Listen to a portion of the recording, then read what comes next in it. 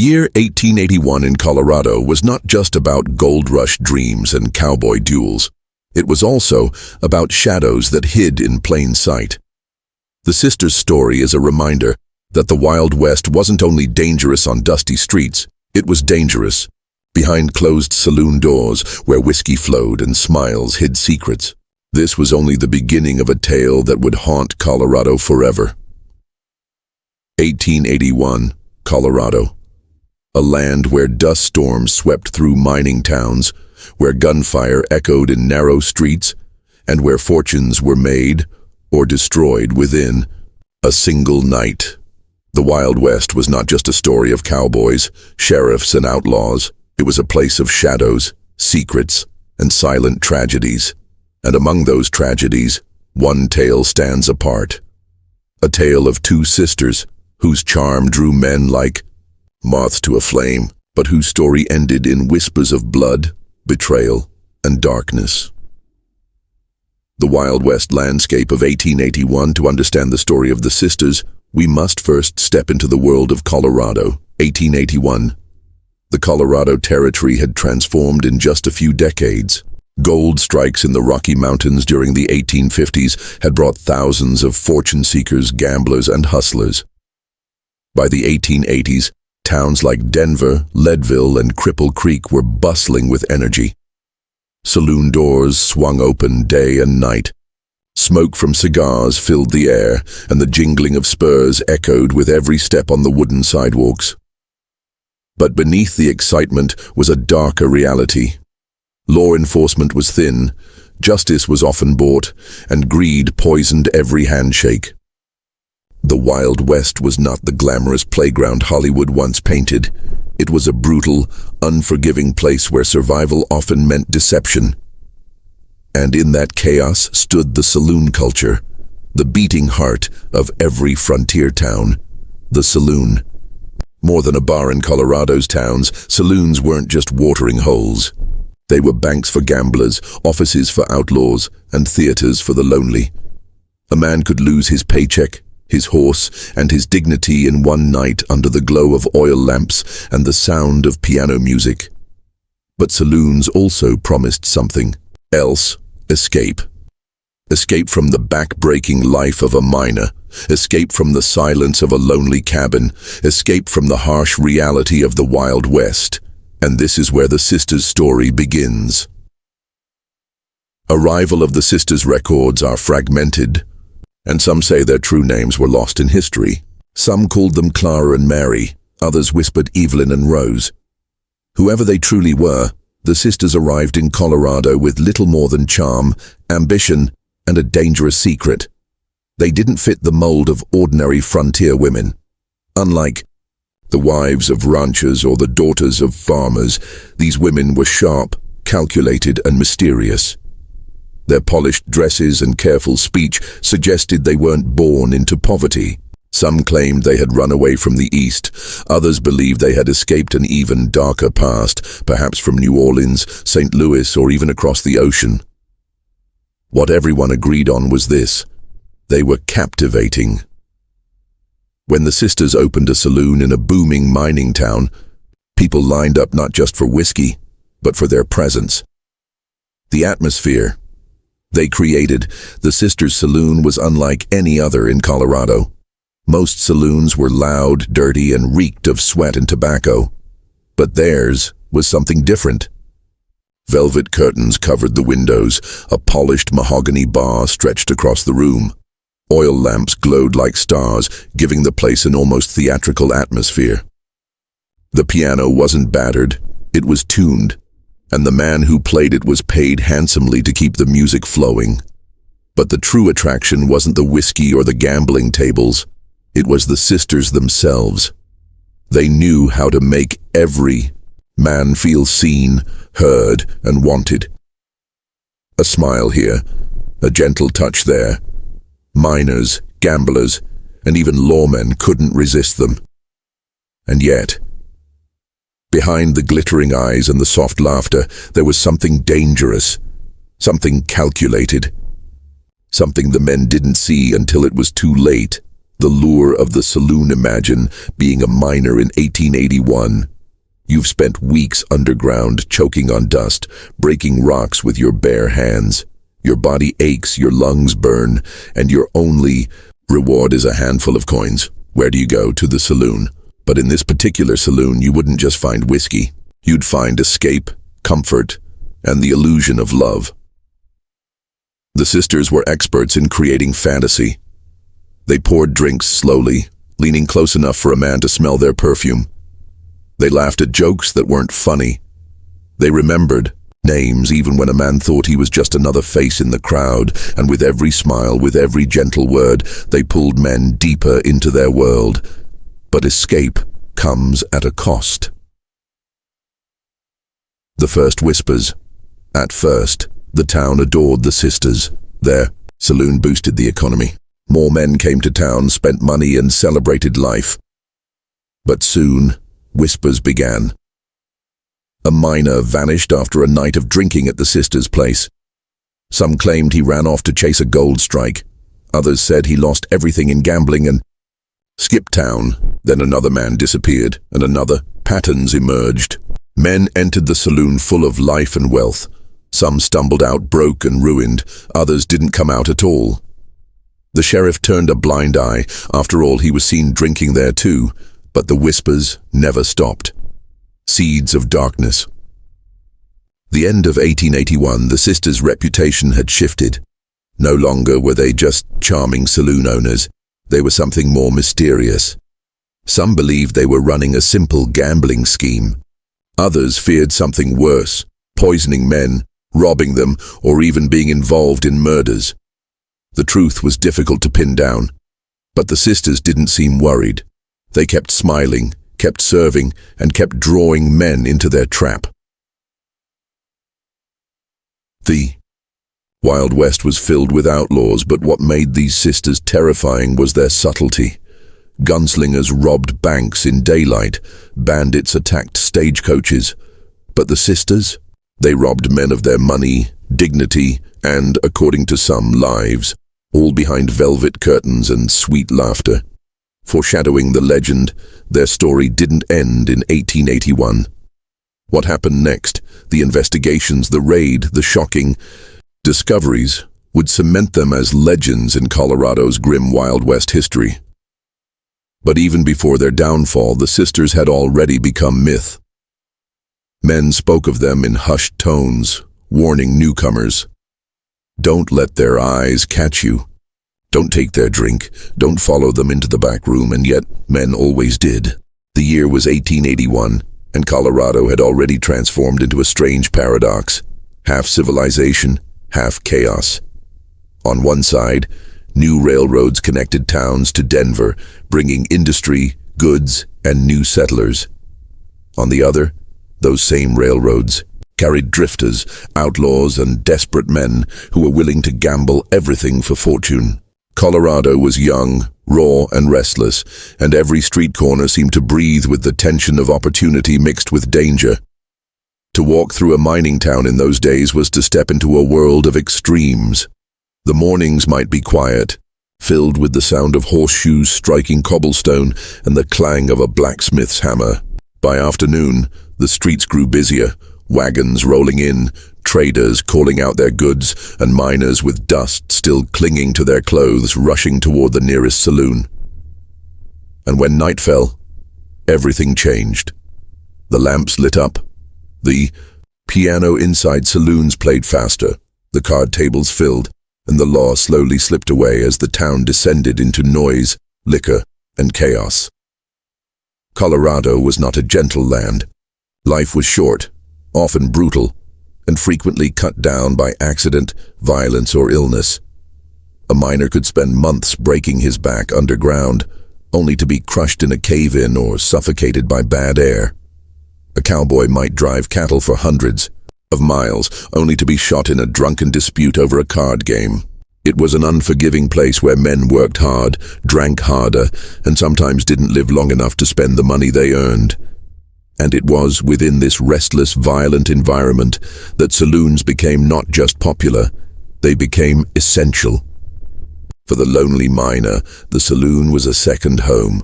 For the outlaw, it was a sanctuary. For the gambler, it was a battlefield. Inside its walls, reputations could be built or destroyed, friendships made or betrayed, and futures decided with the flip of a card. The saloon was more than just a bar. It was the heartbeat of the Wild West. A place where the piano never seemed to stop playing, where whiskey flowed like water, and where a man could lose his savings, his pride, and even his life in a single night. Some saloons were rough shacks, barely standing, with sawdust thrown on the floor to soak up spit and blood. Others tried to look elegant, decorated with chandeliers, velvet curtains, and polished wood to attract wealthy patrons. But no matter the setting, the spirit was always the same: danger mixed with temptation. Men craved escape in those years. A miner who had spent 14 hours digging through rock for a little gold dust wanted more than just a drink. He wanted to feel alive again. He wanted music, women, laughter, and the warmth of company. The saloon gave him that illusion, even if only for a few hours. And it was precisely this hunger for escape that the sisters would soon exploit. But before they entered the picture, Colorado itself had already earned a reputation for lawlessness. In many towns, sheriffs were either underpaid, corrupt, or completely overwhelmed. Vigilante justice was common, and disputes were often settled with bullets instead of words. A man could walk into a saloon with a full pouch of gold dust and be found dead in an alley before morning, and nobody would ask too many questions. People disappeared frequently, sometimes because they wanted to, sometimes because others wanted them gone. In such a climate, it was easy for predators to thrive, especially those who could hide their crimes beneath charm and hospitality. It is important to imagine the sensory details of such a town. Picture yourself walking into one of these saloons on a cold Colorado night. The wooden doors swing open, and at once the heat hits you, thick with smoke and sweat. A piano is banging out a tune in the corner, half drowned by the roar of laughter and shouting from the poker table. Men slam their glasses down on the bar, calling for another round. The floor is sticky with spilled whiskey. The air is heavy, almost suffocating, and everywhere you look, eyes are watching, measuring, calculating, waiting. In the corner, a fight might break out at any second. A gambler accused of cheating, a cowboy who insulted the wrong man, a drunk who pushed too far. Fists fly, chairs shatter, and sometimes pistols are drawn before the sheriff can even be summoned. But the chaos rarely stops the music or the drinking. The crowd simply steps back, lets the fight play out, and then returns to their business as though nothing had happened. This was the Wild West atmosphere. Dangerous, intoxicating, addictive. And into this world walked two sisters who understood that charm could be as deadly as a revolver. Unlike the usual barmaids and dancers who worked in saloons, these women carried themselves differently. Their dresses were finer, their words smoother, and their confidence unshakable. They didn't just serve drinks, they served illusions. They gave men what they craved most in that world: attention, validation, and the sense, however false, that they mattered.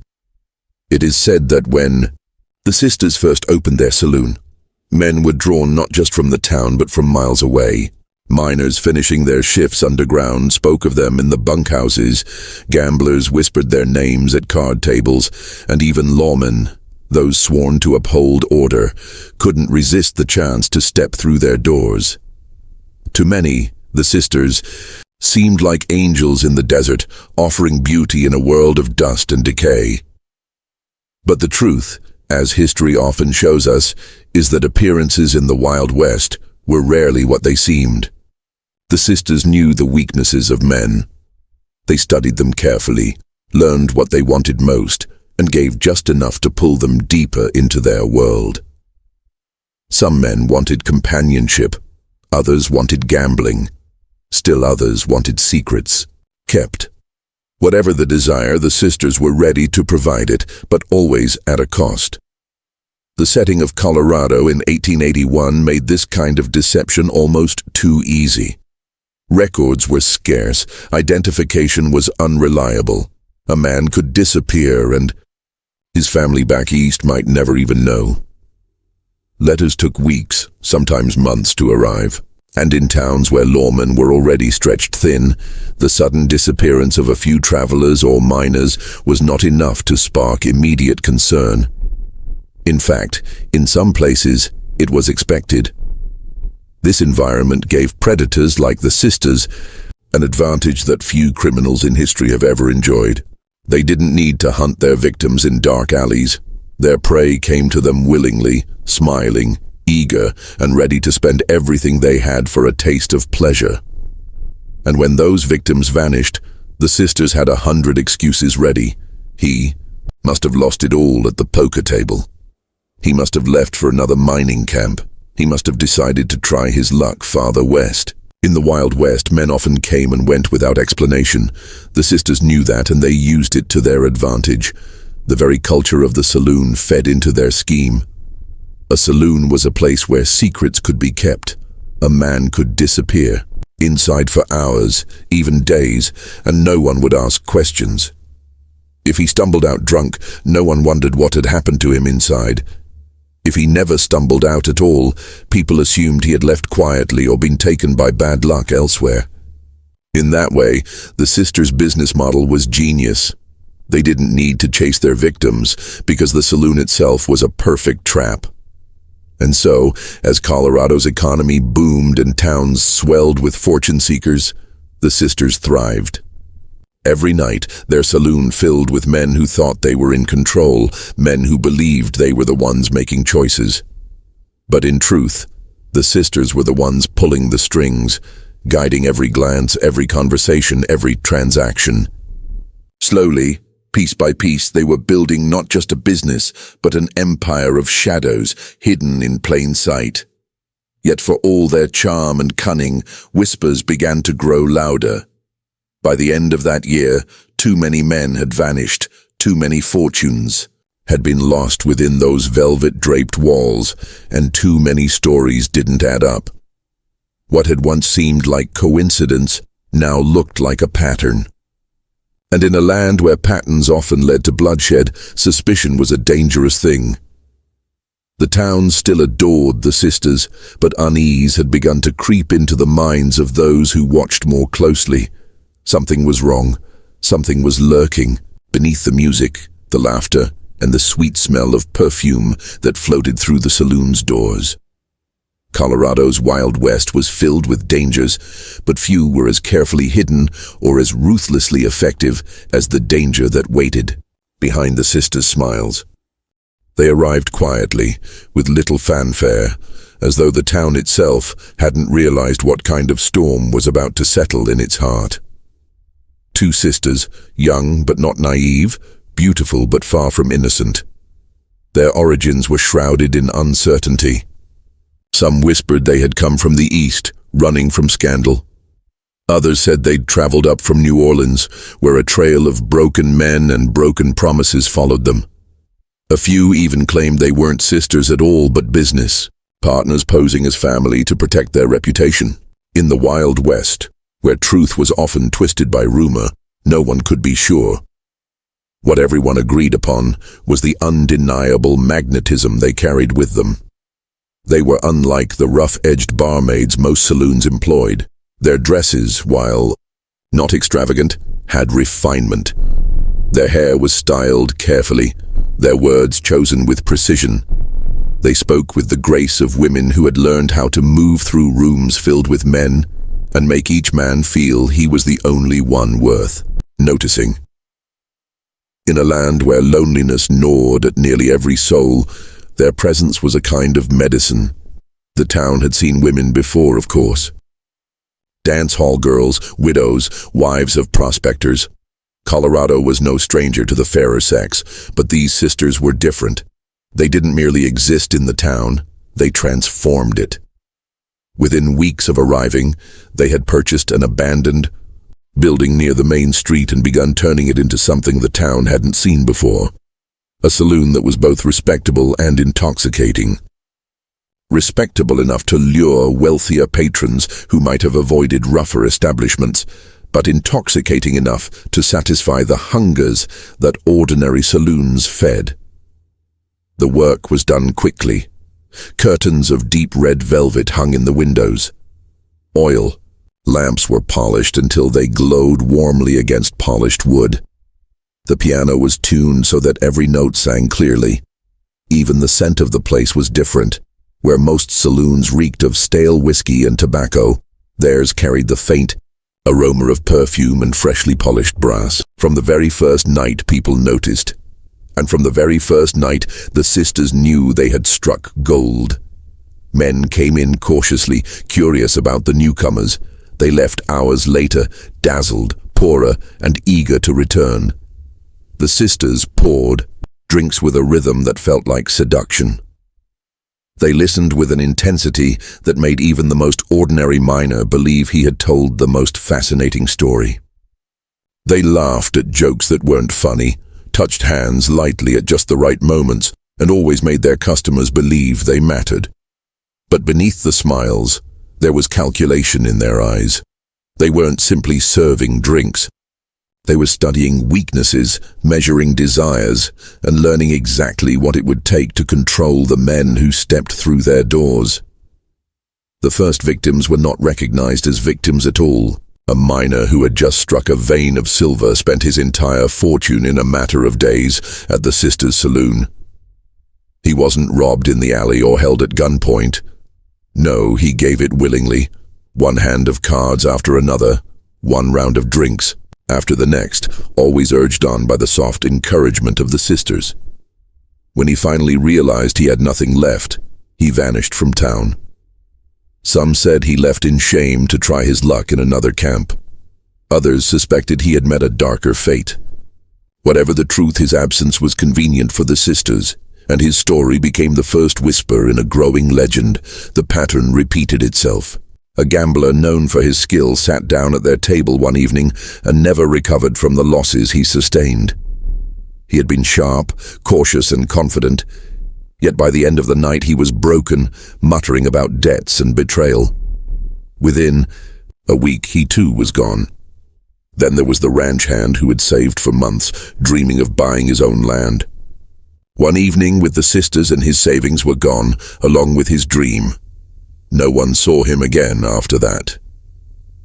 At first the town shrugged it off. Men disappeared all the time in the Wild West. They drifted to other towns, other mines, other chances at fortune. But soon, the coincidences piled too high to ignore. Too many of the missing men had last been seen inside that saloon.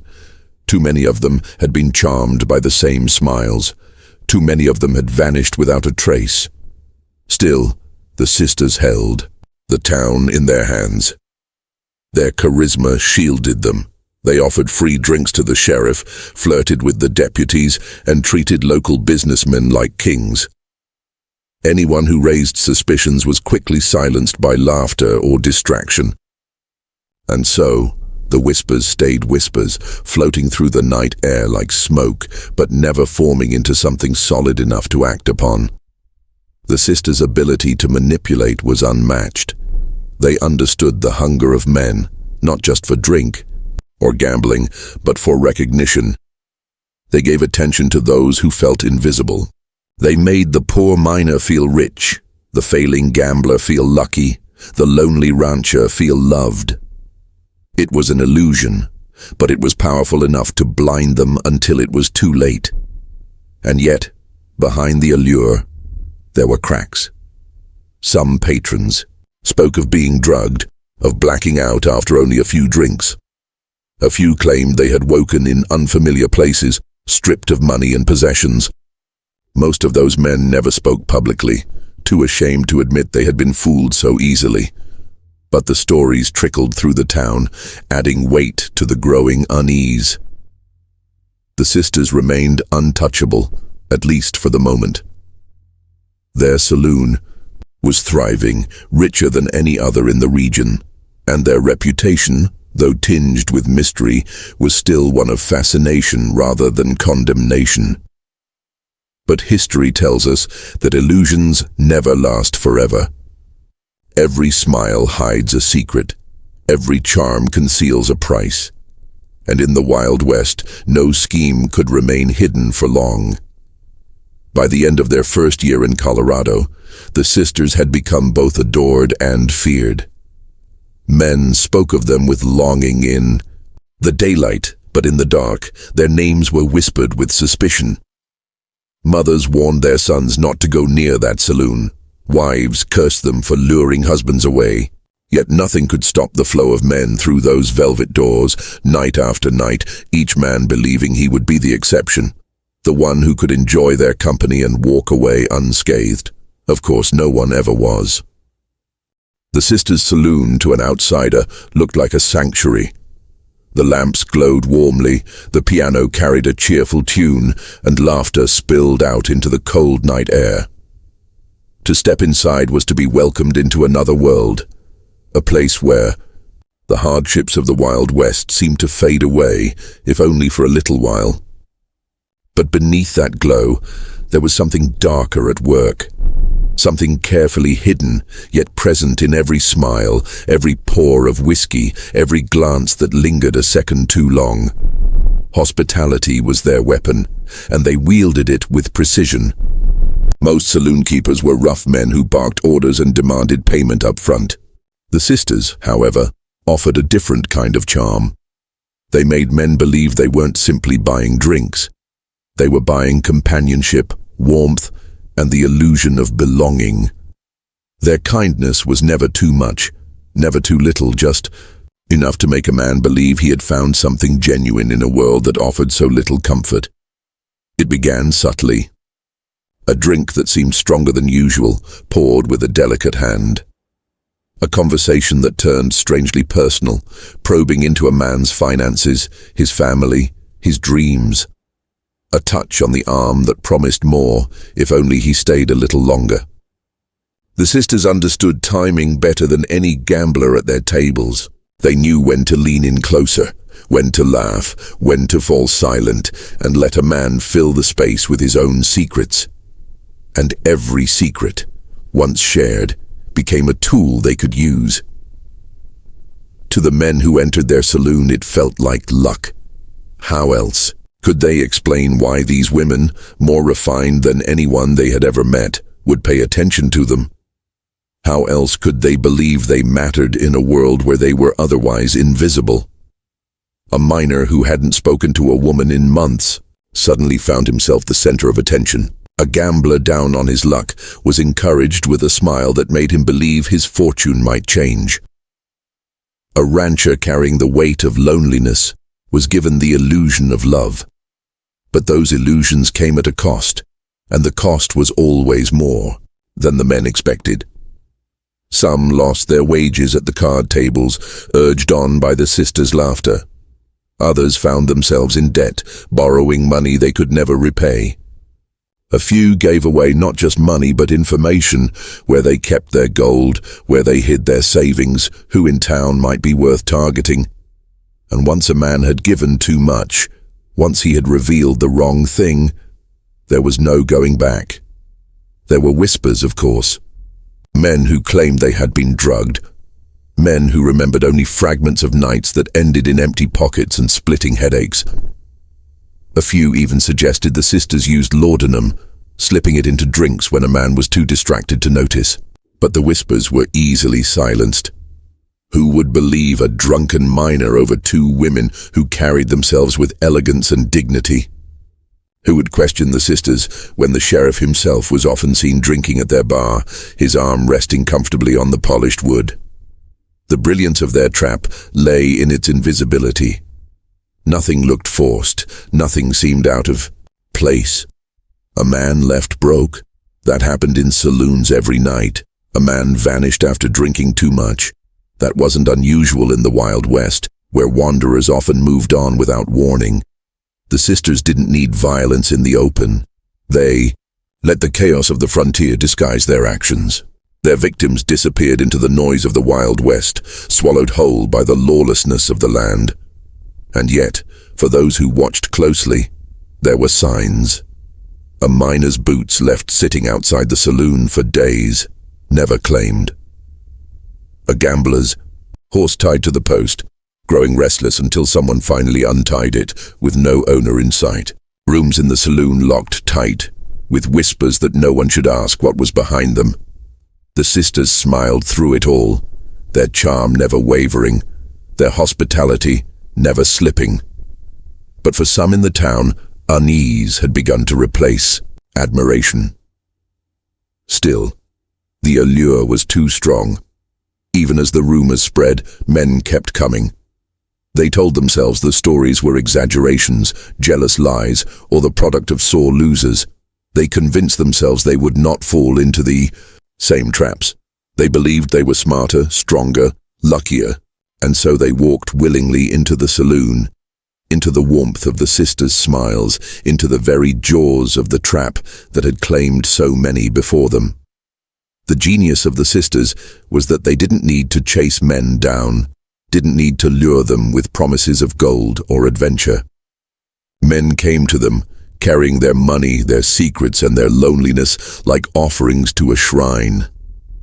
The sisters simply had to open the doors, pour the drinks, and wait. Every evening was a harvest, every night a performance in which the men thought they were the audience, when in truth they were the playthings. But the longer this went on, the harder it became to hide the truth. Too many men had vanished. Too many fortunes had been drained. Too many stories pointed back to the same place. The sisters' hospitality, once celebrated as the jewel of the town, was now laced with suspicion. People still visited, still drank, still gambled, but they did so with a nervous glance over their shoulders, as though part of them knew they were stepping into danger and couldn't turn away. And the sisters, ever watchful, noticed this shift. They tightened their grip on the sheriff, making sure he drank freely and left happier than any other man. They kept the wealthier patrons entertained, distracting them from asking too many questions. And when someone grew too suspicious, too close to the truth, that person often disappeared just like the others. The trap remained hidden, cloaked in velvet and laughter, but it was still a trap. By now, their saloon was more than a business. It was a machine, finely tuned and merciless. Every detail was calculated to draw men in and strip them bare, leaving them with nothing. Some survived, limping away in shame, their lives shattered. Others never left at all, vanishing into the silence of Colorado nights. But no matter how many fell, more always came. For in a land as harsh and unforgiving as the Wild West, the promise of warmth and attention was a temptation few could resist. And so, night after night, the sisters smiled, poured their drinks, and played their parts. They knew the town was beginning to doubt, but they also knew that doubt alone was not enough to stop them. As long as men kept hungering for escape, as long as loneliness gnawed at the hearts of miners and cowboys, their saloon would thrive. Their trap would remain open, hidden behind the mask of hospitality, ready to claim whoever dared to step inside. What no one realized then was that the sisters' empire was built on sand, and like all illusions, it could not last forever. The town could ignore the whispers for only so long, and the sisters, confident in their power, did not see how quickly the tide was turning against them. At first, the rumors were only whispers, carried in hushed tones over half-empty glasses of whiskey or murmured on the walk back from the mines. A man might lean close to his friend and say he'd noticed something strange about the sisters' saloon. Another would shake his head and reply that he was imagining things, that the women were nothing more than clever business owners. In a place like Colorado, where gossip flowed as freely as liquor, it was easy to dismiss uneasy talk.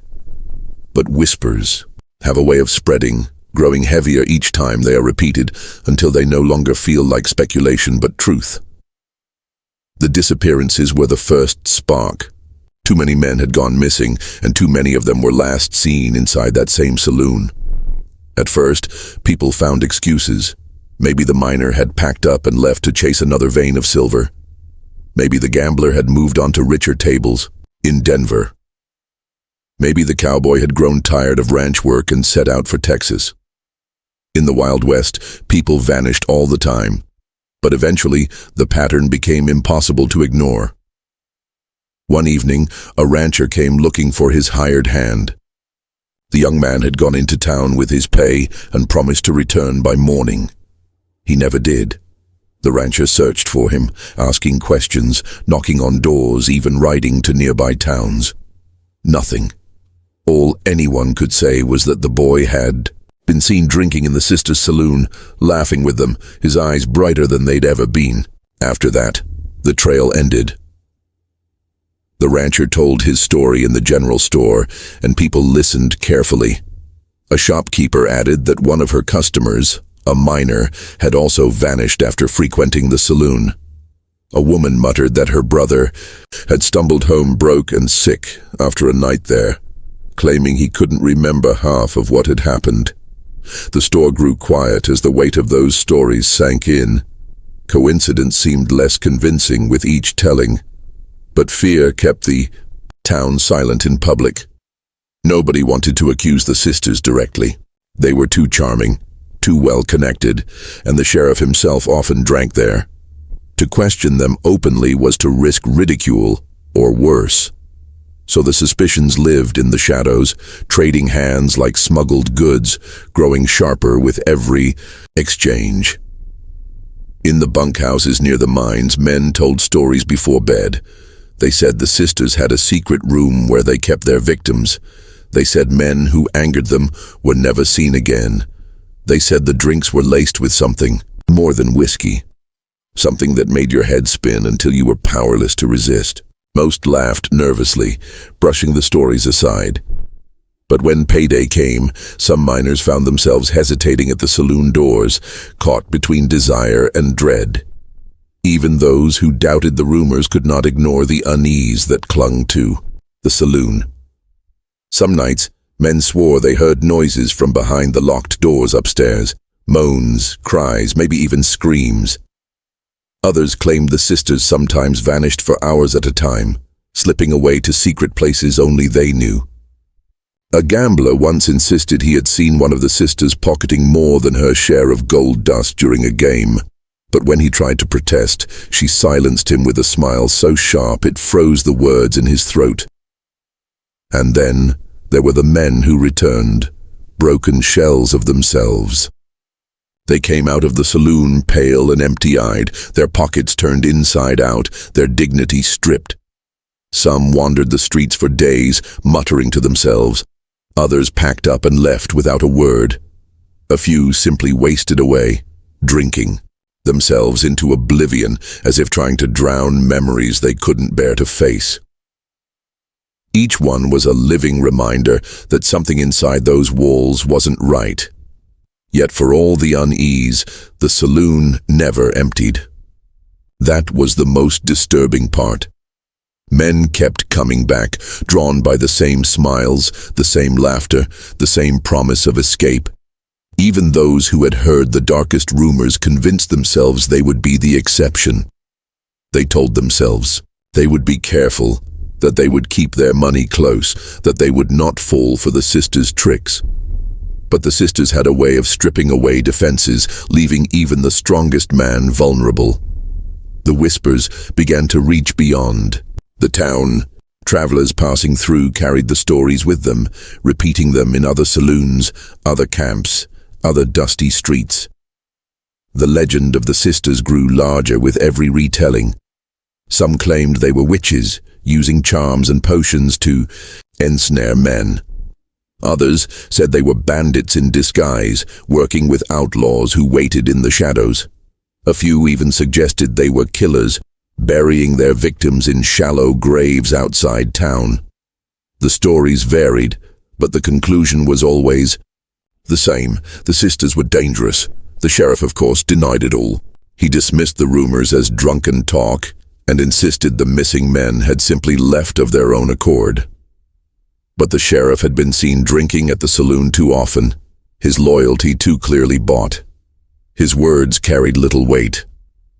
People nodded when he spoke, but behind his back they said he was either a fool or in on the scheme. Either way, he was no protection against whatever darkness lurked inside those velvet-draped walls.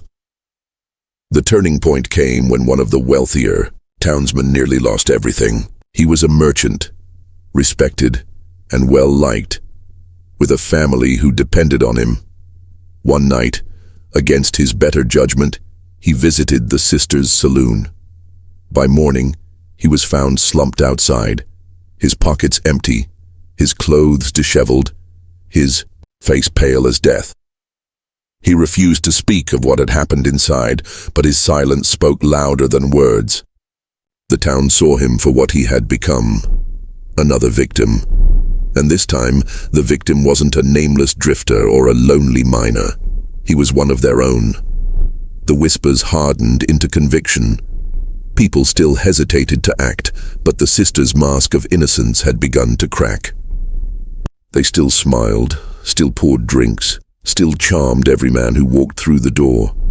But behind those smiles, the town now saw shadows. Their hospitality no longer seemed generous. It seemed predatory. Their laughter no longer rang sweet. It sounded sharp, almost mocking. But even as suspicion thickened, no one dared confront them directly. Fear and fascination held the town in a strange grip. The sisters were dangerous, everyone agreed, but they were also irresistible. To accuse them was to risk their wrath, and no one was brave enough to face it. So, the rumors continued to grow, whispered in alleys, repeated in bunkhouses, carried on the wind through the Rocky Mountains. The sisters knew, of course. They could feel the shift in the air, the way eyes lingered on them longer than before, the way conversations stopped when they entered a room. But they did not falter. They had built their lives on illusions, and they wore their masks more tightly than ever. If the town wanted to whisper, let them whisper. As long as men still walked through their doors, they believed they were untouchable. What they didn't realize was that rumors, once strong enough, have a way of turning into action. And in the Wild West, action often came swiftly, violently, and without mercy. Behind the velvet curtains and the glitter of lamplight, the sisters' saloon was more than a place of laughter and music. It was a theater, carefully staged to keep eyes fixed on the spectacle out front, while hiding the machinery grinding away in the shadows.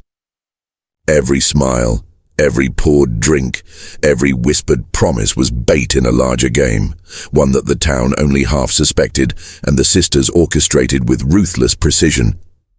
What most didn't know was that the saloon had layers. The public, rooms, the polished bar, the gambling tables, the stage where a fiddler or piano man entertained, were just the surface. These were the parts meant to be seen, bright and noisy, distracting men from what lay behind closed doors. Upstairs, the private rooms held secrets far darker than the sound of a piano could conceal. Each room upstairs was carefully decorated, soft beds, fine curtains, little luxuries that few frontier men ever laid eyes on. The effect was deliberate. A man who stumbled into those rooms, coaxed by one of the sisters' sly invitations, felt he had stepped into another world, a place far removed from the mud and grit of Colorado's mining camps.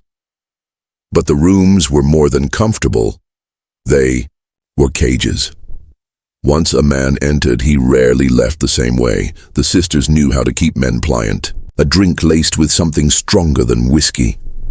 A whispered promise that made a man's heart race and his guard drop.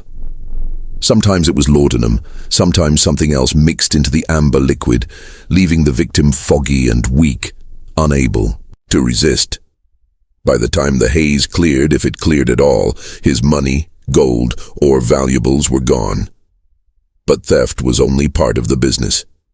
What the town didn't realize was that the sisters had built connections far beyond their saloon walls. Drifters who vanished weren't always dead. Some were handed over to gangs passing through, sold for labor or worse. Rumors of white slavery whispered through the Rockies, and while no one dared accuse the sisters outright, some men who disappeared seemed to vanish too cleanly, as though taken rather than killed. The sisters had found a market, and they supplied it with a chilling efficiency. The operation was seamless because it was layered in deception.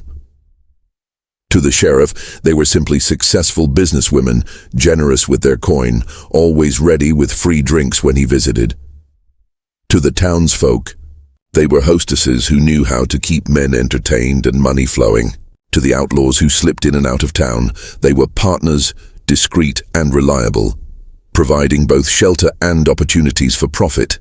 And at the center of it all, the sisters themselves, orchestrating each detail like conductors leading a symphony.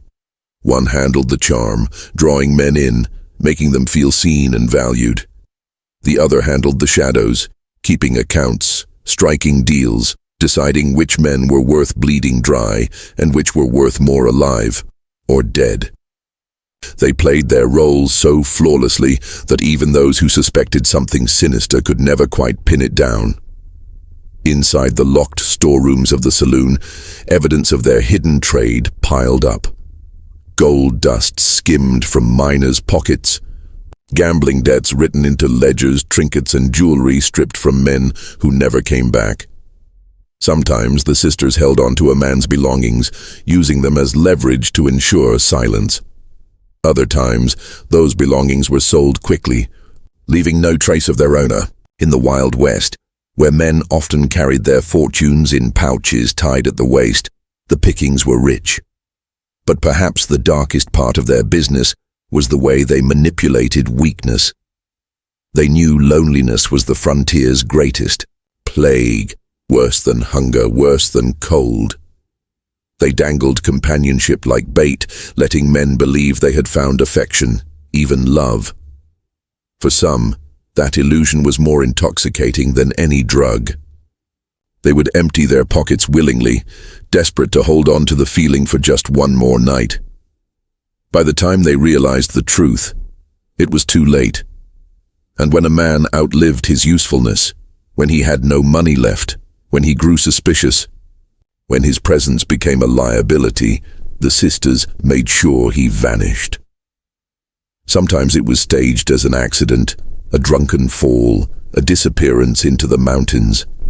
Other times it was quieter, a body buried under loose soil, a shallow grave, where the earth quickly swallowed all evidence. In a land as wild and unforgiving as Colorado, no one asked too many questions. The brilliance of their scheme was its invisibility. To the outside world, they were simply running a profitable saloon. Men came, men spent money, men sometimes moved on, nothing unusual. The sheriff drank with them, the piano played, the laughter flowed. But in the shadows, the sisters were running an empire. Part gambling hall, part brothel, part fence for stolen goods, part silent partner to gangs who passed through.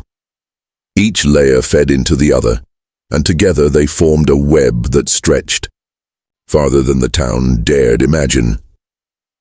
There were nights when the sisters counted their profits by lamplight, stacks of coins glittering like captured stars. They spoke in hushed voices about the future, about expanding, about one day leaving Colorado for a bigger city where their talents could make them queens of something far greater. They believed themselves untouchable, their secrets too well buried, their charm too strong to be pierced. And for a long time, they were right. But the bigger their operation grew, the harder it became to keep hidden. Too many valuables changed hands. Too many men disappeared without explanation. Too many. Rumors of gangs passing quietly through town coincided with the sisters' late-night disappearances. Some townsfolk began to keep count, noting each missing man, each broken soul who stumbled out of the saloon and never recovered. The pattern was too sharp to ignore, no matter how sweet the sisters' smiles. Still, the saloon thrived. Men kept coming, kept losing, kept vanishing. Fear battled with desire, but desire usually won. And as long as men's hearts were weak, the sisters' business was strong. They knew exactly how far they could push, how much they could take, when to let a man win just enough to keep him hooked. They balanced greed with patience, cruelty with charm, in a way that made their saloon seem eternal. Yet beneath the confidence, cracks were forming. A few men had begun to talk louder, refusing to be silenced. A miner claimed he had seen the sisters pouring something into drinks. A gambler swore he had been robbed blind after being drugged. A rancher's wife told anyone who would listen that the sisters had taken her husband's life savings and left him a ruined man. These were more than whispers now.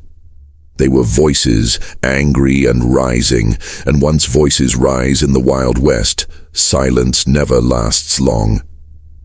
By the summer of 1881, the town had changed. The laughter that once spilled from the sisters' saloon no longer rang so sweetly in the ears of the townsfolk. It carried an edge now, a note of menace that was hard to ignore. Men still walked. Through those doors, yes, but others stood outside with narrowed eyes, watching, whispering, counting every man who entered and every man who did not return. The balance between charm and fear had shifted, and for the first time, the sisters could feel the ground beneath them beginning to tremble. It started quietly. A few wives began warning their husbands not to go near the saloon. Mothers told their sons to keep their distance. Even the miners, once eager for escape after long days underground, began to murmur that the place was cursed. When a miner vanished, after payday, people remembered the pattern. When a gambler turned up, broke and bruised, unable to explain what had happened, people connected the dots. The rumors that had once been dismissed as idle talk had become too consistent, too heavy to ignore. In the general store, the conversation turned darker. A rancher spoke of how his hired hand had vanished after visiting the saloon. A woman insisted her brother had been drugged and robbed there. The shopkeeper, who once stayed silent, now agreed aloud, saying she had heard the same from too many mouths to dismiss it anymore. Each story was another stone added to the pile, until the weight was too much for the town to carry in silence. Still, no one dared confront the sisters directly. Their power came not only from charm, but from fear. They had friends in high places, outlaws, gamblers, drifters who owed them favors, and their relationship with the sheriff remained suspiciously close. To accuse them without proof was to invite danger. Yet proof in the eyes of the town was everywhere. It lived in the hollow faces of men who staggered out of the saloon, in the graves dug too quietly, in the belongings that appeared in pawn shops with no owner to claim them. The real break came one night when a merchant, respected, well-to-do, with a family behind him, was found nearly dead behind the saloon. His face was pale, his body limp, his pockets empty. He would not say what had happened, but the look in his eyes told enough. That look spread through the town like wildfire. If even a man like him could be destroyed by the sisters, then no one was safe. Soon after, meetings began. At first they were small. Men gathering in barns, women whispering on porches after dark. They spoke in low voices, fearful the sisters might hear. But the words came fast and heated. Some wanted to confront them directly, to drag them out of the saloon and force the truth into the open. Others urged caution, afraid of the sheriff's loyalty or of reprisals from the sisters' dangerous allies. The town was divided, but the division was cracking.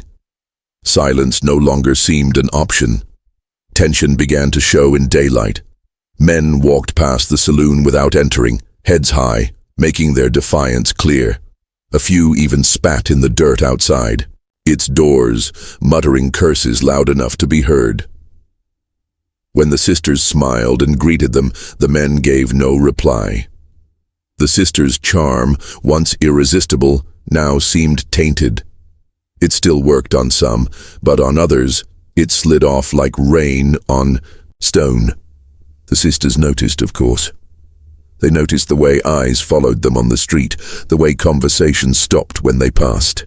They noticed the empty seats at their tables, the hesitation in men who once would have rushed eagerly to their side.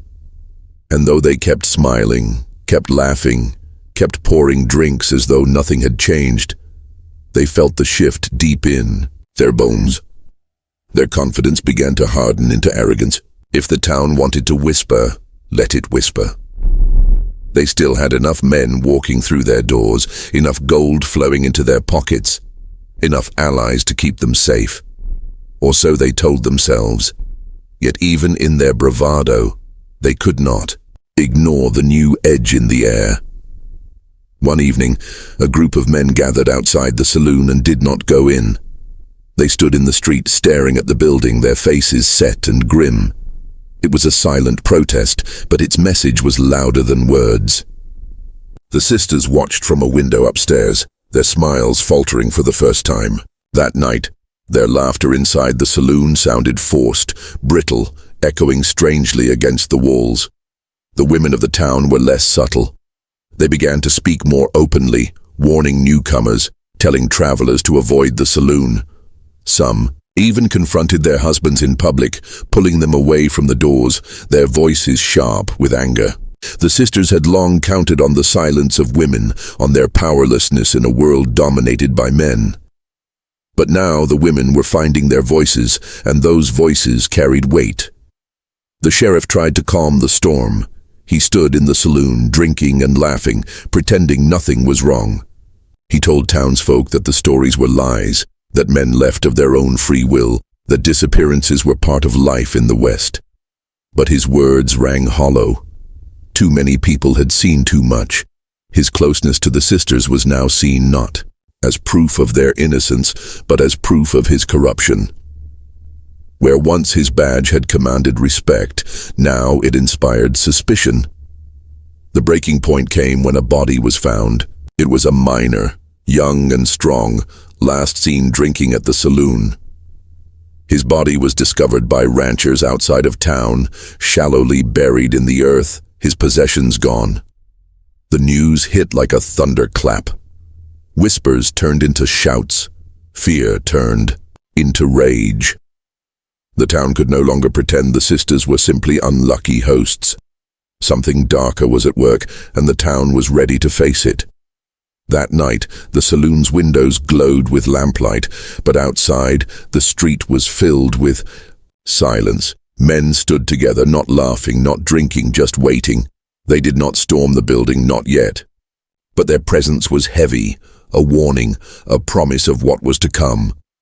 Inside, the sisters poured drinks with steady hands, but their eyes flickered nervously toward the door. For the first time, the hunters could feel what it meant to be hunted. The Wild West had a way of balancing its scales, and the town had decided the sisters had taken too much for too long. The tension was no longer rumor, no longer suspicion. It was a fire, building hotter each day, waiting for the spark that would set it ablaze, and sparks in the west never waited long. The night was heavy with storm clouds, the kind that turned the sky the color of bruised steel. The town lay tense beneath them, every street silent, every window shuttered. It felt as though the air itself was holding its breath, waiting for something to happen. And when it did, no one would be able to claim they hadn't seen it coming. The sisters' saloon glowed as usual, lamplight spilling into the street, music drifting faintly through the doors.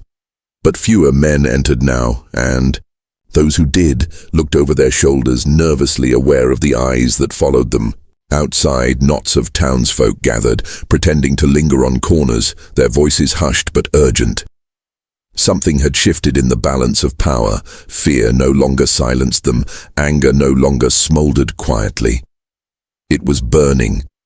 The spark came, not from the men but from the women. One by one, they had grown tired of watching husbands stumble home broken, brothers vanish, sons ruined. That evening, As the saloon's music rose, a group of women stood in the middle of the street, facing the building directly. There were no weapons in their hands, but their voices carried more weight than bullets. They shouted the truth for all to hear, that the sisters were thieves, murderers, corrupters, that no decent man had any business crossing their threshold. There, cries rang out, sharp against the night air. Windows opened, doors creaked, people leaned out to listen. A miner, drunk but still angry, shouted back in agreement. Another man added his voice, swearing that his friend had been taken by the sisters' schemes. Soon others joined, voices rising, swelling until the music from inside the saloon was drowned out. The crowd's roar filled the street, and for the first time, the sisters' empire shook visibly. Inside, the sisters exchanged a look.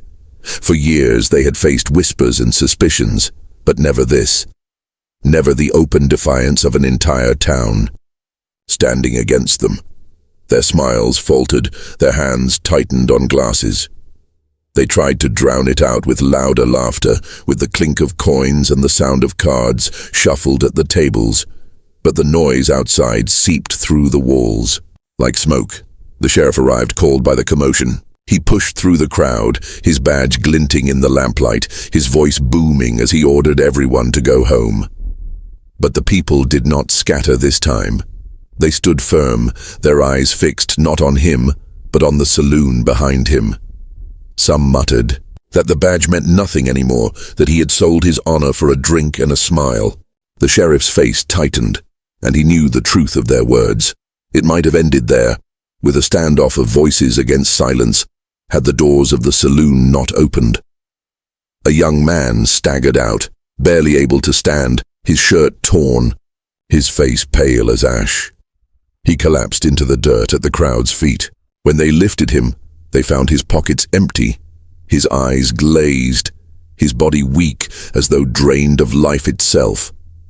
And he whispered, with what little strength he had, that the sisters had poisoned him. The crowd exploded. Women shrieked. Men shouted, fists shook in the air. The sheriff tried to calm them, but his voice was drowned beneath the fury of dozens. Some ran for tools, shovels, hammers, anything they could carry as a weapon. Others shouted for rope. It was no longer about rumors or whispers. The town had been given its proof in flesh and blood. The sisters' saloon became a fortress under siege. Lamps were snuffed out inside, curtains drawn tight. The sisters moved swiftly, locking doors, instructing their girls to stay hidden. Their laughter was gone now, replaced with hurried whispers and the creak of boards as they bolted windows. For the first time, the hunters felt like prey, and they hated it. Outside, the crowd grew thicker, pulling in stragglers from every street. Flames from torches lit the faces of men and women alike, their features twisted with rage. They shouted the sisters' names, cursed them, demanded they come out. The sheriff stood at the edge, torn between loyalty and fear, knowing that if he drew his gun, the town might turn on him as well. His authority had slipped away, and he could feel it. As midnight neared, the storm clouds finally broke, rain splattering the dirt, lightning streaking across the sky. The storm only seemed to fuel the crowd's anger, thunder rolling like drums of war. Some men hurled stones at the saloon's walls, the thuds echoing against the wood. Others hammered on the doors with their fists, demanding justice. Inside, the sisters paced like caged wolves, their minds racing for escape. One of them suggested slipping out the back, fleeing into the night, but the other shook her head. The town had closed in too tightly, the alleys crowded with shadows of men waiting. There was no way out that didn't lead straight into the mob's hands. They had built their empire here, and here it seemed destined to end. The sisters' anger boiled. They had fed this town, entertained it, kept it alive with drink and distraction. Now those same people turned on them like rabid dogs. Betrayal burned sharper than fear. If they were to fall, they swore they would not fall quietly. They gathered what weapons they had. Knives, a pistol hidden beneath the bar, bottles that could be smashed into shards. Their saloon, once a stage for charm and deception, was about to become a battlefield. Meanwhile, the crowd outside reached a fever pitch. Men demanded vengeance, women screamed for justice, torches swayed like a sea of fire. They were no longer a collection of townsfolk, they were a mob, united in fury. The sheriff, realizing control had slipped entirely from his hands, stepped back, blending into the shadows. He knew better than to stand between a mob and its prey. The first real blow came when a group of miners, fueled by drink and rage, rammed the saloon doors with a heavy timber. The wood groaned, splintered, then held, but the sound drew a cheer. From the crowd, again they struck, and again, each impact shaking the sisters inside. The walls that had once protected them now felt like a coffin closing in. The sisters exchanged a look in the dim light, their eyes fierce despite the fear twisting their stomachs. They had always known their game could not last forever. The Wild West chewed up men and women alike, and few escaped its jaws unscathed. But if the town wanted to drag them down, it would have to bleed for it. Lightning flashed, thunder boomed, and with it came the sound of wood splitting. The doors buckled inward, and the mob surged with a roar. The sisters gripped their weapons tightly, their silhouettes framed against the flicker of lamplight. The storm outside had broken, but the real storm had just begun. The revolt was no longer whispered, no longer hidden. It was here, roaring, alive, and unstoppable. The doors finally gave way with a crack that echoed like gunfire. The timber splintered, hinges snapped, and the mob surged forward, a wave of bodies and fury pouring into the saloon. For years that place had been the center of charm and seduction, a haven of drink and danger. But now it was no more than a battlefield, its polished tables and glowing lamps about to be swallowed by violence. The sisters stood waiting. Their smiles were gone, their gowns torn at the edges from hurried movement, their eyes sharp and wild. One gripped the pistol with a steady hand, the other held a long knife that glinted in the lamplight. Behind them, overturned tables and broken chairs formed makeshift barricades. The girls who had worked under them cowered in the shadows, pressed against walls, too terrified to run, too frightened to fight. The first man through the door, a miner with rage in his eyes and liquor on his breath, never made it 2 steps. The pistol cracked, the sound deafening inside the close room. He fell, clutching his chest, his body crumpling onto the floorboards that had once carried the shuffle of dance. The crowd froze for a heartbeat, stunned by the suddenness of death. Then fury redoubled, voices rising, curses filling the air. They poured in, no longer men but a mob, each one determined to end the reign of the sisters. The fight was brutal, close, and messy. Bottles shattered, chairs were hurled, fists swung wildly. The sisters fought like cornered wolves, each strike fueled not by desperation alone, but by years of cunning survival. The one with the knife moved swiftly, slashing at arms that reached for her, her gown spattered with blood that was not her own. The other fired until her pistol clicked empty, then swung it like a club, the metal cracking against skulls. But for every man they felled, 2 more surged forward. The mob was a tide, unstoppable, endless. Tables crashed, lanterns were knocked to the floor, flames licking at the wood. Smoke began to curl upward, the heat adding to the chaos. The saloon, their kingdom, was being torn apart piece by piece. In the midst of the chaos, the sheriff appeared. For a moment it seemed he might restore order, his revolver drawn, his voice booming above the roar. But the mob no longer respected him, no longer feared his badge. A bottle flew, striking him across the head, and he fell to the floor, his gun clattering away. The people had taken justice into their own hands, and nothing would stop them now. The sisters retreated up the staircase step by step, fighting as they went. Their eyes burned with fury, their bodies bruised and bloodied, but still they refused to fall. From the balcony, they hurled bottles into the crowd below, the glass shattering into shards that cut skin and spilled fire where lantern oil spread. The mob answered with gunfire, bullets tearing into the walls, splinters flying like hail. The sound was deafening, shouts, screams, gunshots, the crackle of flames growing louder. Men fell, women shrieked. The once proud saloon became a slaughterhouse.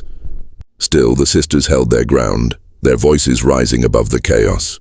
They shouted curses, threats, promises of vengeance, their words sharp as knives. For a moment, it seemed as though their fury alone might drive the mob back. But fury cannot stand forever against numbers. A group of men stormed the staircase, pushing upward despite the sisters' desperate resistance. The knife flashed, drawing blood, but hands grabbed at wrists, forcing steel aside. The pistol was wrestled away, its butt smashing against the wall. The sisters fought like wild cats, biting, clawing, kicking, their screams raw with defiance. Yet slowly, inevitably, the mob dragged them down. Below, the saloon was an inferno. Flames climbed the walls, smoke billowed, the air thick and choking. The girls who had hidden fled screaming into the night, some escaping through shattered windows, others trampled in the chaos. The mob did not notice. Its rage was fixed solely on the sisters. They were the heart of this darkness, and the town meant to tear that heart out. Pinned against the floorboards, the sisters still did not beg. Their eyes burned with hatred, their voices hoarse but defiant. They spat at their captors, cursed. The town swore that none of them would escape the stain of this night. Their fury unsettled some, but the mob had come too far to turn back. Rough hands bound them with rope, dragging them toward the doorway as flames roared louder, sparks falling like stars around them. Outside, the storm still raged, rain mixing with smoke, thunder rolling overhead. The mob dragged the sisters into the street, their once beautiful gowns tattered, their hair wild, their bodies streaked with blood and soot. The crowd circled them, torches flaring, voices rising in a chant that was less human than it was primal. "Justice," they shouted, "justice." Some argued for the law, to let the sheriff decide. But the sheriff lay broken inside, his authority shattered. Others shouted for fire, for rope, for the final reckoning. The sisters struggled in their bonds, their eyes scanning the crowd with venom, searching for weakness, searching for some way to turn the tide. But there was no tide left to turn. The mob surged forward, dragging them toward the edge of town where an old tree stood, its branches gnarled and heavy, perfect for the justice the crowd demanded. The rain fell harder, soaking clothes and hair. But still the torches burned, still the shouts rose. Every step was a drumbeat, every shout a nail in the coffin of the sisters' empire. The sisters screamed then, not in fear, but in rage. Their voices carried over the storm, curses hurled at the crowd, promises of haunting, of vengeance that would last beyond the grave. Their words chilled even as the mob dragged them forward, for there was something in their eyes, something in their fury, that seemed less human, more like the wrath of something eternal. But the mob did not falter. The tree loomed closer, its branches swaying in the storm. Rope was thrown over a limb, rough hands tightening the noose. The sisters fought, their bodies thrashing, but the ropes bound them tighter, their strength no match for the numbers against them. Lightning split the sky, illuminating the scene in stark white, the rain pouring down as though the heavens themselves wept, or perhaps watched in silence. The mob had won, but victory did not feel like triumph. It felt heavy, dark, tainted by the smoke of the burning saloon behind them. Yet still, they raised the ropes, their voices harsh with the sound of justice turned to vengeance. The confrontation was over, but its shadow would never leave that town. The sisters had been dragged from their throne of charm and power, torn down by the very people who had once adored them. And though the flames consumed their saloon, their memory would linger like smoke, thick, choking, and impossible to forget. The storm had not eased. Rain hammered the ground in thick sheets, the mud sucking at boots, torches sputtering but refusing to die. The mob gathered around the old tree at the edge of town, a circle of shadows lit by fire and lightning. Every face was hard, but beneath the hardness lay unease. They had stormed the saloon, they had dragged the sisters through smoke and blood, but now, standing beneath the skeletal branches of the tree, the reality of what they were about to do weighed, heavier than any of them had expected. The sisters stood side by side, their wrists bound, the nooses hanging just inches from their heads. Their gowns, once dazzling, were soaked with rain and ash, clinging to their bruised bodies. Cuts streaked their arms, blood mixed with grime, but their eyes, those eyes still burned. They were not the eyes of broken women. They were the eyes of predators cornered but unyielding, eyes that refused to bow even as the mob pressed closer. Someone shouted for silence, and the roar of voices dimmed to a low murmur. Only the sound of the storm filled the night, the crackle of thunder, the hiss of rain, the creak of the tree's branches swaying under the wind. The sisters raised their heads slowly, their gaze sweeping over the crowd. Every man and woman in that circle felt it, a cold prickle down the spine, as though those eyes could see into their hearts, exposing every secret, every weakness. One of the sisters, her lips split and bleeding, began to laugh. It was not the sweet laughter that had once lured men to their ruin. It was harsh, broken, the laugh of someone who saw more clearly than anyone else around her. The sound cut through, the night chilling and wild. "Look at you," she spat, her voice raw but strong enough to carry. "All of you. You came to drink at our tables, to fill our pockets with your gold, to beg for our touch. And now you stand here with your torches, pretending you're better than us. Hypocrites, every last one of you." A murmur rippled through the crowd, some lowering their eyes, others tightening their grip on torches and ropes. The second sister leaned forward, her voice sharp as a blade. "You think this will save you? Hanging us? Burning what we built? No. You've opened the gates, and the darkness you fear will eat you alive. We were the only ones who knew how to control it. When we're gone, it will swallow you all." The storm seemed to answer her words.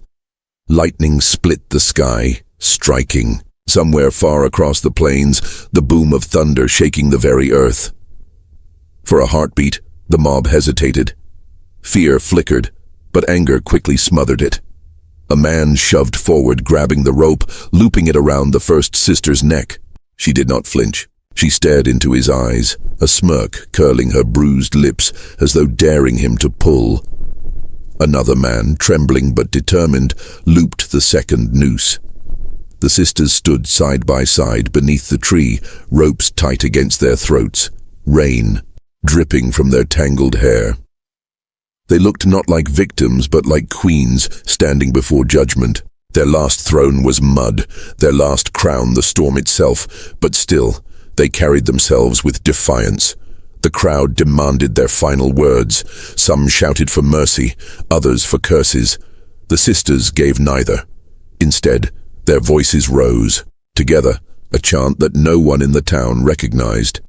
Strange words rolled from their tongues, rhythmic, sharp, almost like a hymn twisted into something darker. The sound sent shivers down spines, even as the mob grew restless.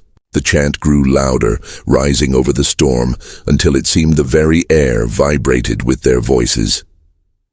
Then, silence. They stopped as suddenly as they had begun. Their eyes burned, their lips curled in cold smiles. One spoke, her voice low but clear. "Tonight you bury us. Tomorrow you bury yourselves." The command came quickly after that. A man shouted for the horses to be driven forward. The ropes pulled taut, the sisters lifted from the ground. Their bodies jerked, rain running down their faces, but even in their final struggle, their eyes stayed open, locked on the crowd. Not pleading, not begging, burning with fury, with promise, with something that seemed far greater than death. Some turned their faces away, unable to watch. Others stared, unable to look anywhere else. The storm howled around them, thunder shaking, the heavens, the tree groaning as though it too bore the weight of their deaths. The sisters' laughter, faint, broken but unmistakable, carried on the wind one last time before it faded into silence. The mob stood frozen, the storm soaking them, the fire from their torches dimming. No one cheered, no one claimed victory. They had destroyed the sisters, but the weight of what they had done pressed heavily on their shoulders. Justice had turned to vengeance, vengeance to blood. And now the town stood in the rain, with two bodies swaying from a tree, and the hollow taste of triumph in their mouths. They cut the ropes only when dawn broke, the storm finally easing into a grey, cold drizzle. The sisters' bodies fell into the mud, their faces pale, their eyes closed at last. Some argued to bury them deep, to salt the earth so nothing of them remained. Others whispered that leaving them unburied would be safer, letting the carrion birds take what was theirs. In the end, fear decided for them. The sisters were carried outside the town limits, dumped into a shallow grave hastily dug, the dirt thrown over their bodies without ceremony, no prayers, no markers, just earth swallowing flesh. But the town could not bury what had been unleashed. That very night, some swore they heard voices in the wind, laughter carried through the alleys. Though the saloon was ash and ruin, miners claimed to see shadows flitting near the burned-out shell of the building, shapes that moved against the light of the moon. Horses spooked without reason, dogs barked at empty air, and men who had once been bold refused to walk alone after dark. The sisters were gone. Yet they were not. The mob had taken their lives, but in doing so, it had bound the town to their memory forever. Mothers warned their children not to speak the sisters' names. Men drank in silence, avoiding the stories that curled at the edges of every conversation. And at night, when the storm winds rose, some swore they could hear chanting on the air. The same strange rhythm, the same alien words the sisters had spoken before their final breath. The town had thought itself free. Instead, it had shackled itself to a curse of its own making. The sisters had not begged for life. They had promised vengeance, and vengeance has a long memory. As months passed, the grave where they lay refused to settle.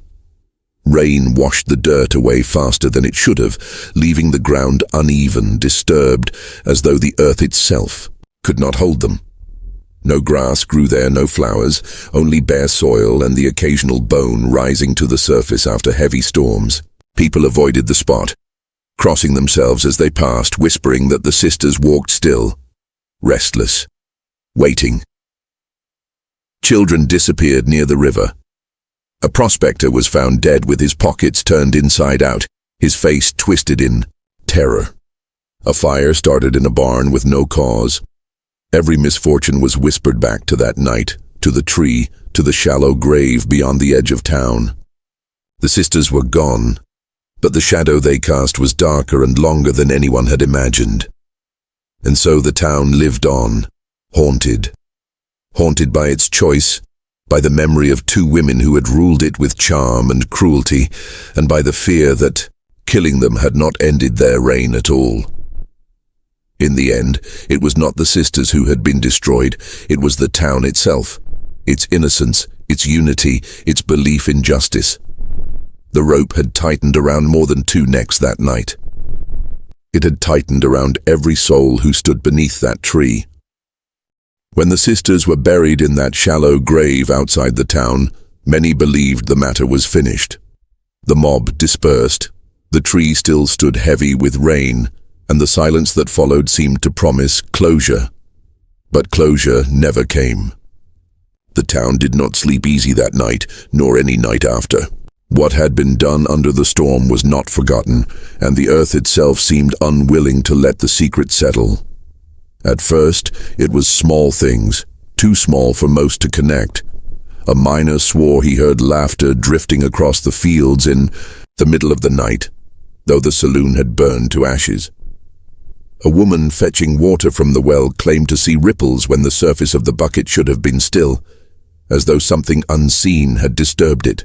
Horses spooked without cause, stamping and snorting at the slightest movement, their eyes rolling white. The townsfolk brushed it aside. The west was full of strange noises, strange shadows. But deep inside, they knew this was different. The grave itself became a problem almost immediately. The morning after the burial, the dirt had shifted. Heavy rain might have been blamed, but no amount of rain could have explained the way the earth seemed to sink and stir, like breath beneath a blanket. Men filled it again, shoveling until sweat dripped from their brows, tamping down the earth as firmly as possible. Yet within days, it had shifted once more. Children dared each other to run past the site, and those who did swore they felt the ground move, soft as if something below pressed upward. No grass grew there, not a single blade. Where the rest of the plains carried wild weeds, brittle flowers and stubborn brush, that patch of ground remained bare and wet, a scar that refused to heal. Even in the brightest sunlight, it seemed darker there, the soil unnaturally black, as though scorched by something deeper than fire. When cattle wandered too close, they grew restless, bellowing and stamping until their herders dragged them away. Soon, talk spread that the sisters' spirits were not at rest. People swore they saw two figures standing near the burned shell of the saloon, their dresses tattered, their hair long and dripping as though with endless rain. These sightings came first from drunkards, men stumbling home late at night, but soon from women and children too, people who had no reason to invent tales. Always, the figures were silent. Always their eyes gleamed pale in the dark. The sheriff, who had once stood by them so fiercely, was among the first to unravel. He claimed he heard knocking on his door every night at the same hour. When he flung it open, no one stood there, only wet footprints leading away into the dirt. His drinking grew heavier, his temper shorter. One morning, he was found dead at his desk, a bottle still clutched in his hand, his face twisted in a mask of terror. The doctor could not explain it. His heart had simply given out, but his wide eyes suggested he had seen something no man should. After that, no one doubted. The sisters were not gone. Their curse lingered, spreading like poison in the veins of the town. The hauntings grew bolder. Lamps flickered though the air was still. Doors slammed shut though no wind blew. Children spoke of voices calling their names in the dark. A rancher's wife claimed she woke one night to find two women standing at the foot of her bed. Their faces shadowed, their hands resting lightly on the blanket. She screamed and they vanished, but the blanket bore two wet handprints, dark as ink, that no washing could remove. Fear seeped into every corner of life. Men stopped gathering at the saloon ruins, avoiding the street entirely after nightfall. Women carried charms of silver or prayed aloud whenever they passed the sister's grave. The church filled each Sunday, not with faithful hearts but with desperate ones, people begging God to drive away what they had brought upon themselves. The preacher thundered from the pulpit that the town had sinned, that they had taken justice into their own hands and now faced divine punishment. Some nodded in agreement. Others whispered that it was no act of God. They had angered something far older, far darker. The seasons turned, but the hauntings did not fade.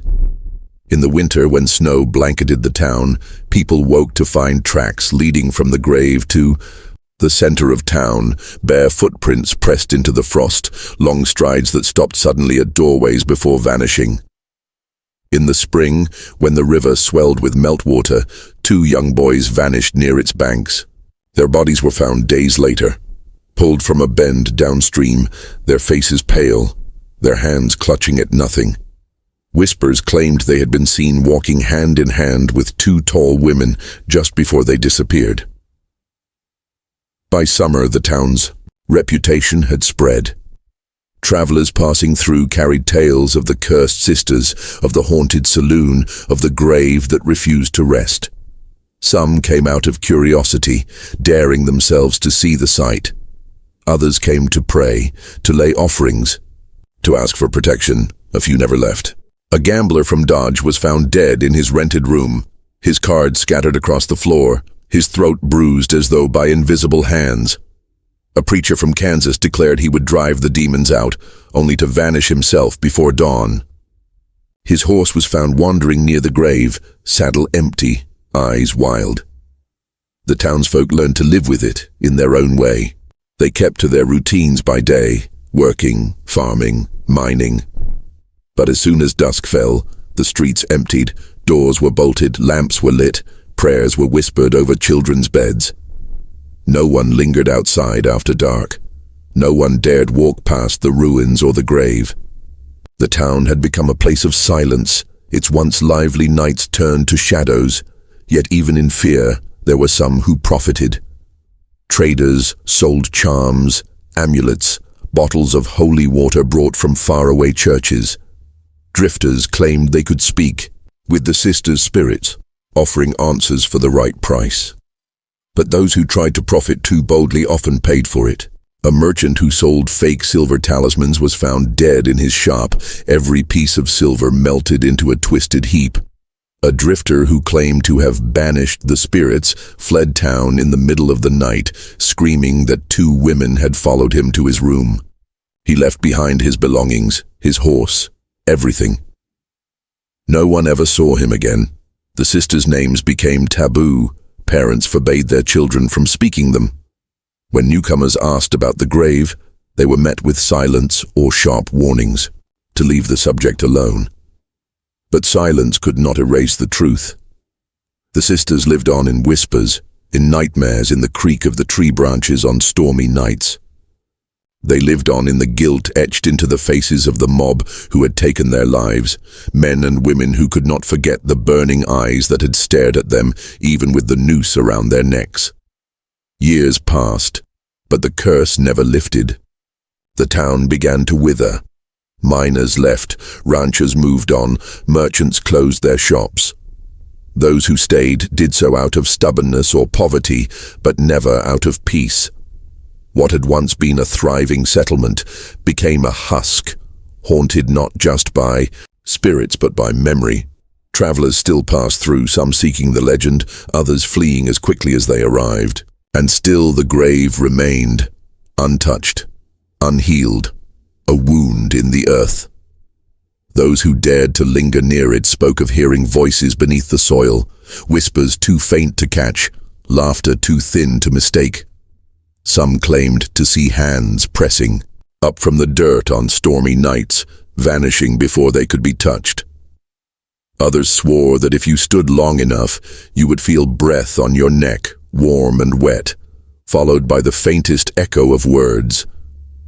Tomorrow, you bury yourselves. Town never recovered. It could not. The sisters had ruled it in life, and they ruled it still in death. Bound not by flesh, but by rage, by injustice, by the blood spilled beneath the storm. Their story spread across the West, a warning to some, a fascination to others. And though the town's name faded from maps, its story did not. The Wild West held many ghosts, but none quite like the sisters who had once poured more than beer